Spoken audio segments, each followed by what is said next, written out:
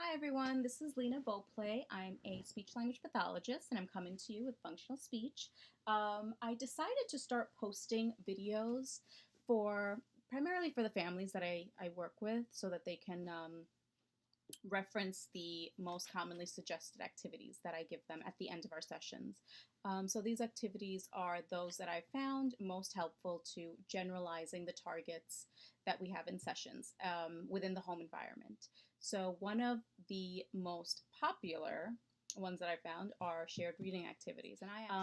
So if you have a child who's just beginning to be able to sit and attend for about 5 to 7 minutes, then the books that you want to choose are those that have interactive components to it because it keeps them motivated, it keeps them interested, and it makes them feel like they're a part of it. For that, I like these Begin Smart books that have puzzle pieces like this that you can have them match. So as they get used to the book, you can, go from giving them one piece and helping them put it in to giving them a few different choices. So you'll give them one or two choices up until the point you can show them the entire field to choose from and then go in and match.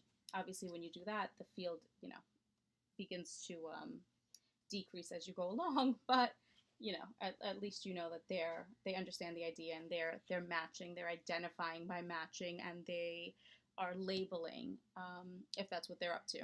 You again, if I'm not your SLP, then talk to your SLP and find out exactly where they are, and you can figure out what type of questions to ask and how to ask them and keep them engaged, and that's appropriate to their abilities. That I like. Another is the touch and feel books. So here, usually you'll have the kids labeling what they see, at least when they're first beginning.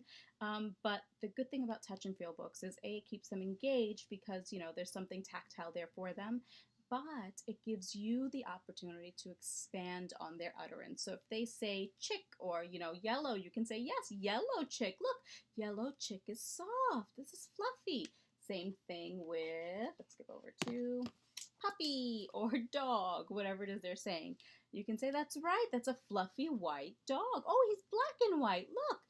So you're kind of exposing them to more vocabulary as you go along through the book.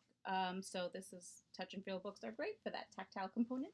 Is the lift the flap books. So again, you're working on them labeling, but you're also exposing them to action words. You can use phrases or short phrases like pick up. So here there's a rug that you can lift up. You could say lift up or pick up a rug. Same thing with this cupboard has a door, so you could do open door and not just lift up. You can show them that there are many different ways to say things, right? And whatever's appropriate to the picture and what's going on. This book is pretty busy, meaning it has a lot of different things going on. There's a lot of illustrations here and a few different lift the flaps. If this is overwhelming for your child or just overly stimulating, they can't focus on it, then choose a book where there's only one per page. So you'll just have one phrase at the top and you'll have one flap for them to lift up. And depending on what you're working on, you choose the appropriate book for you. And then finally, we have Eric Carle books. I just have the cover because I use his books so often that they're in my trunk right now since I do home care. But with Eric Carle, especially the Brown Bear or the Baby Bear series, those books have phrases, repetitive phrases built into it. So it's Brown Bear, what do you see? I see a red bird, a yellow duck, whatever it is. So even if they're just labeling colors at the time, again, you're exposing them to much more. You're actually exposing them to attribute object.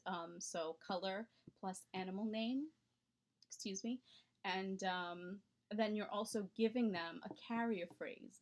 And you're hoping with the repetition that eventually they'll start approximating and using it on their own. So I think the 4 choices of books that I've given are enough for now. I'll start posting other videos like how to adapt books and some other activities that I love for incorporating the target goals and objectives that we have during the sessions or that anyone could have during their sessions, and how to incorporate them into the home environment and into daily routines, because a lot of parents I find are surprised at how much that they're actually able to address with something as simple as folding and putting away the laundry, or even creating a simple cooking activity for them.